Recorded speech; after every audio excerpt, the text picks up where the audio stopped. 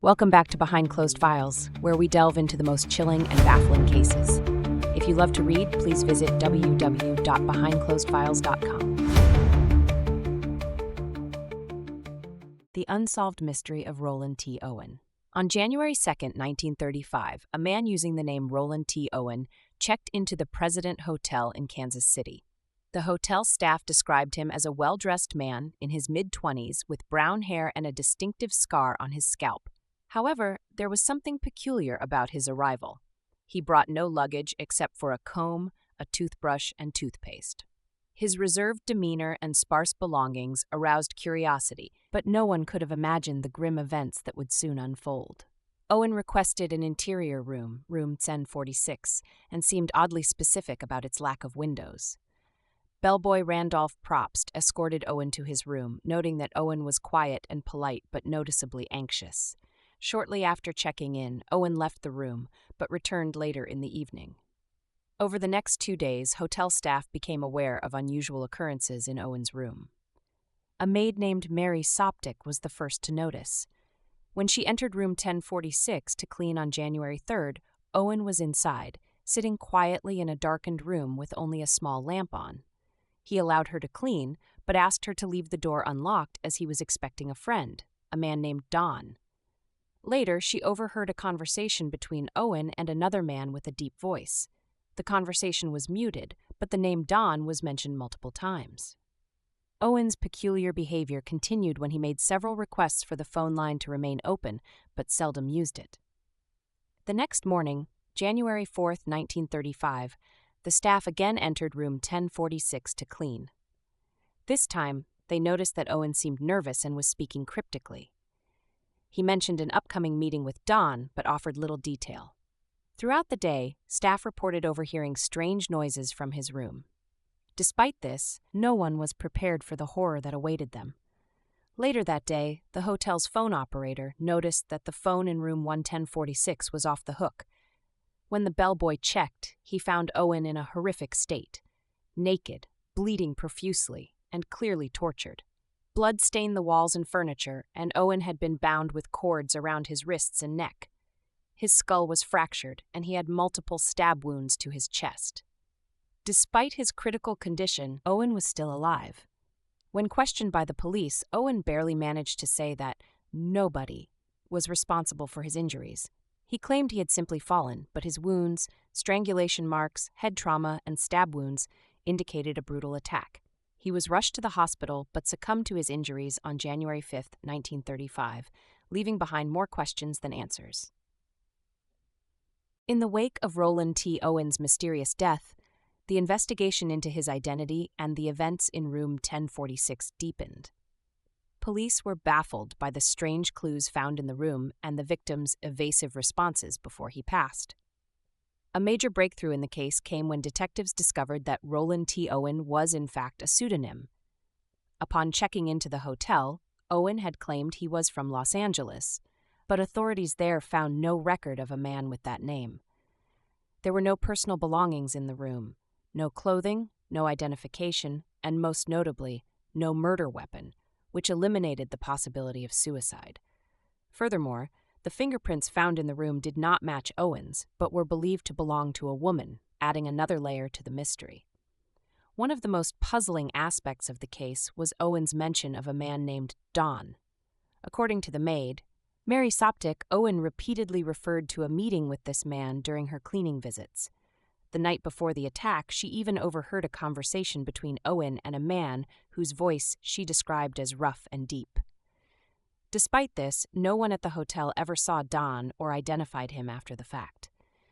Theories quickly emerged that Don might have been Owen's killer, or at least involved in the events leading to his murder. However, no trace of him was found during the investigation. Some speculated that Don might have been a criminal associate of Owen, possibly linked to a dispute that spiraled into violence. In March 1935, a new lead emerged that seemed to bring clarity to Owen's true identity. A funeral home in Kansas City, where Owen's body was being held for burial, received an anonymous phone call offering to pay for his burial expenses. Shortly thereafter, money wrapped in a newspaper was delivered to the funeral home, along with a request for a bouquet of flowers for the grave, signed, "Love Forever, Louise." The case took another twist a year later when a woman named Ruby Ogletree read a magazine article about Owen's murder and saw his photograph. She immediately recognized him as her missing son, Artemus Ogletree, who had disappeared from Birmingham, Alabama, in April 1934. He was just 17 years old at the time of his death, much younger than initially believed. Ruby Ogletree's identification of the victim confirmed his real identity, but it did little to explain the circumstances of his murder. Oddly, Ruby had received several typed letters from her son after his disappearance, even though Artemus didn't know how to type. The letters were filled with slang and unusual language, further fueling suspicions that someone else had written them. This revelation deepened the mystery of who was responsible for Artemus Ogletree's death and why. The case of Roland T Owen, or rather Artemus Ogletree, became even more perplexing as investigators sifted through the sparse clues. The strange circumstances of his death, coupled with the mysterious figures of Don and Louise, led to a variety of theories that have fascinated true crime enthusiasts for decades.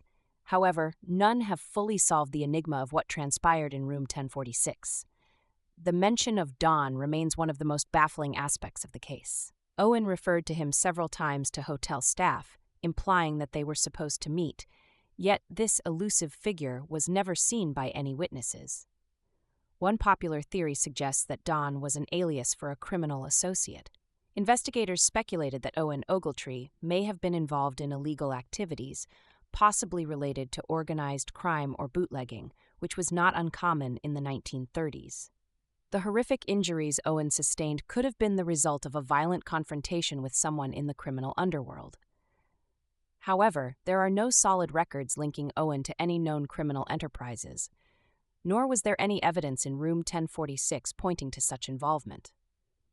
This left authorities puzzled about who Don really was. Could Don have been a fabricated figure, used by Owen to cover up something else? Or was he indeed involved in the brutal attack? Some speculated that Owen might have been engaged in a romantic relationship with Don, and the encounter could have turned deadly due to jealousy or betrayal. The figure of Louise, who sent flowers and paid for Owen's funeral anonymously, adds another layer of mystery. No one ever came forward to reveal who this person was or why they were willing to ensure a proper burial for the victim. Some have suggested that Louise could have been a relative or close acquaintance of Owen Ogletree, perhaps someone from his past life before he arrived in Kansas City. The affectionate note, "Love Forever, Louise," suggests a personal connection, but Louise's role in the murder, if any, remains speculative. Another theory proposes that Louise might have been involved in a larger conspiracy, possibly tied to the mysterious letters sent to Owen's mother after his death. These letters, which were highly unusual in their phrasing and content, were typed even though Ogletree did not know how to type. The possibility that Louise wrote these letters to mislead the family has not been ruled out. One of the more enduring theories surrounding Owen's death is that it was the result of a love triangle gone wrong. Some speculate that Don and Louise were romantically involved with Owen, and tensions between the three may have escalated into violence. This could explain the overheard conversations, Owen's cryptic behavior, and the fact that the fingerprints in the room did not belong to him, but possibly to a woman. However, no conclusive evidence has ever surfaced to prove this theory. The 1930s saw the rise of organized crime in America, and some investigators looked into the possibility that Owen was involved with mobsters. His wounds, which showed signs of prolonged torture, could have been inflicted by someone with experience in criminal interrogations. The fact that Owen survived for hours after being brutally beaten and stabbed suggests a slow, deliberate form of torture, possibly as a warning or punishment. The anonymity surrounding his identity and the enigmatic characters involved, Don, Louise, lend credence to the idea that Owen may have been tangled in illegal activities that ultimately led to his death. Nonetheless, despite this theory's plausibility, no substantial links to mob activity were ever discovered. Owen's behavior in the days leading up to his death does not strongly suggest he was on the run or fearful of his life. at least not outwardly. Despite extensive investigations, the mystery surrounding the death of Roland T Owen, later identified as Artemus Ogletree, has never been fully solved. His case remains one of the most perplexing unsolved murder mysteries in American history, with modern investigators and crime enthusiasts still puzzled by the myriad unanswered questions. The case eventually went cold as investigators were unable to identify Don, Louise, or any other suspects definitively linked to Owen's murder. The scarcity of physical evidence left detectives with little to go on, and after the identification of Ogletree, leads quickly dried up.